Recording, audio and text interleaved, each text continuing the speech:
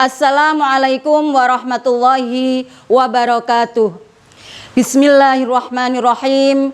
Alhamdulillahilladzi an'amana binikmatil iman wal islam.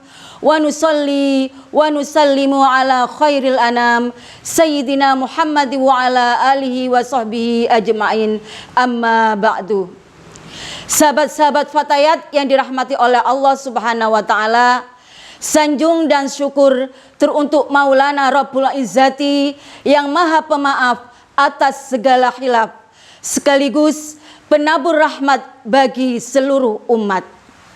Selanjutnya, salawat ma'assalam tetap kita sanjungkan kepada junjungan kita Nabiuna Baginda Muhammad sallallahu alaihi wasallam biqauli Allahumma salli wa sallim ala Sayyidina Muhammad. Semoga dengan bacaan salawat ini dapat mengantarkan kita menjadi umat yang kelak mendapatkan syafaat di hari kiamat. Amin, amin ya rabbal alamin. Sahabat-sahabat Fatayat yang dirahmati oleh Allah Subhanahu wa taala, alhamdulillah tahun ini kita kembali dipertemukan dengan bulan suci Ramadan. Bulan yang di dalamnya mempunyai sejuta keistimewaan dan keutamaan bagi umat muslim. Oleh karena itu, tidak heran jika pada bulan ini intensitas ibadah umat Islam semakin meningkat, yaitu dengan menunaikan kewajiban-kewajiban agama maupun rajin mengamalkan ibadah-ibadah sunnah di bulan suci Ramadan. Rasulullah sendiri pernah menyampaikan bahwa saat tiba bulan Ramadan, umat muslim didorong untuk memperbanyak ibadah, sebab pahala amal kebaikan di dalamnya mendapatkan balasan berkali-kali lipat, dan juga dosa-dosa yang telah lalu akan diampuni oleh Allah Subhanahu wa taala. Sebagaimana sabda Nabi Muhammad sallallahu alaihi wasallam, "Man shoma Ramadhana imanan wahtisaban, ghufira lahu ma taqaddama min dzambi." Barang siapa yang berpuasa bulan Ramadan dalam keadaan iman dan mengharap ridho Allah Subhanahu wa taala, maka diampuni dosa-dosanya yang telah lalu. Berkaca pada hadis tersebut, agar kita bisa memperoleh keutamaan-keutamaan pada bulan suci Ramadan, maka setidaknya ada syarat yang harus dilakukan oleh umat Islam, yaitu puasa dalam keadaan iman, puasa dalam keadaan mengharap ridho Allah Subhanahu wa taala, bukan puasa karena takut pergunjingan orang lain. Oleh karena itu, sebaiknya kita dalam menjalani puasa Ramadan mengetahui kemuliaan-kemuliaan ibadah di bulan suci Ramadan. Di antaranya dengan menjaga lisan dari bohong, ghibah, fitnah, dan menjaga anggota badan dari perbuatan maksiat, menjaga hati dari sifat hasud, dan tidak memusuhi sesama. Jika kita tidak menjauhi sifat-sifat tercela tersebut, maka dikhawatirkan kita masuk dalam golongan orang-orang yang disabdakan oleh Rasulullah Muhammad sallallahu alaihi wasallam, "Kam min shaimin laisa lahu min siyamihi illal ju'i wal atash." Betapa banyak orang yang berpuasa tapi tidak mendapatkan secuil apapun dari puasanya, kecuali hanya lapar dan haus. Dalam arti tidak ada pahala sama sekali yang didapat. Sahabat-sahabat Fatayat yang dimuliakan oleh Allah Subhanahu wa taala, meski di bulan suci Ramadan banyak sekali keutamaan-keutamaan, tapi ada segelintir manusia atau golongan yang terhalang memperoleh semua itu. Mereka adalah orang-orang yang merugi. Lalu siapakah mereka?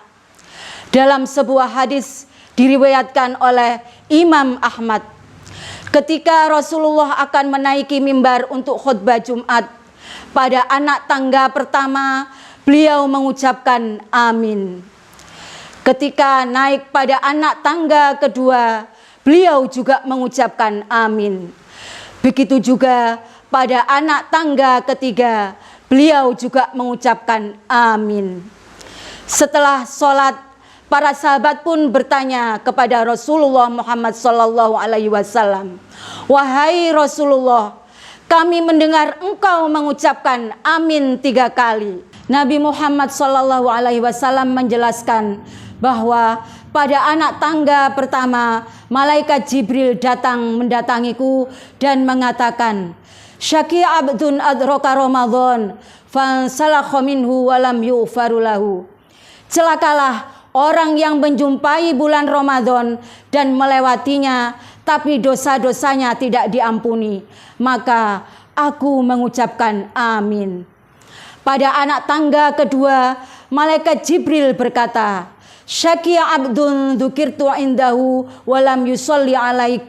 Celakalah orang yang ketika namamu disebut di dekatnya, tapi ia tidak bersolawat kepadamu. Maka aku pun mengucapkan amin. Pada anak tangga ketiga, malaikat Jibril berkata, "Syaki abdun adraka walidayhi au ahadahuma falam yudkhilahul jannah." Celakalah orang yang menjumpai kedua orang tuanya atau salah satu dari keduanya, tapi hal itu tidak bisa memasukkannya ke surga. Maka aku pun mengucapkan amin. Sahabat-sahabat Fatayat yang berbahagia, dari hadis tersebut dapat disimpulkan bahwa ada 3 orang yang terhalang kebaikan bulan Ramadan, dan mereka itu termasuk orang-orang yang merugi. Lalu siapakah mereka? Yang pertama adalah orang yang menemui bulan Ramadan namun tidak mendapatkan maghfirah atau ampunan, sebab ia lalai dengan melakukan banyak kemaksiatan dan tidak bertaubat hingga Ramadan berlalu. Dan yang kedua adalah orang yang ketika nama Nabi Muhammad SAW disebut, ia tidak bersolawat kepadanya, maka Allah pun melaknatnya. Yang ketiga adalah orang yang masih menemui kedua orang tuanya atau salah satu dari orang tuanya, namun ia menyia-nyiakannya dengan tidak berbakti dan melalaikan hak-hak orang tuanya. Na'udzubillahi min dzalik. Semoga kita semua tidak termasuk dari ketiganya. Amin amin ya rabbal alamin. Sahabat-sahabat Fatayat yang dirahmati oleh Allah Subhanahu wa taala, marilah kita bersama-sama menyambut bulan Ramadan ini dengan penuh kekhusyukan. Marilah bersama-sama kita memaksimalkan ibadah kita di bulan suci Ramadan ini.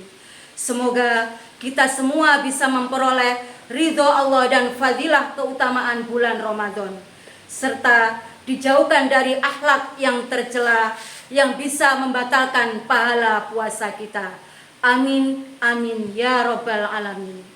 Sahabat-sahabat Fatayat yang dirahmati oleh Allah Subhanahu wa taala, demikian kultum yang bisa saya sampaikan. Mudah-mudahan bermanfaat bagi kita semua. Amin amin ya rabbal alamin. Akhirul kalam, wallahul muwaffiq ila aqwamit thoriq. Wassalamualaikum warahmatullahi wabarakatuh.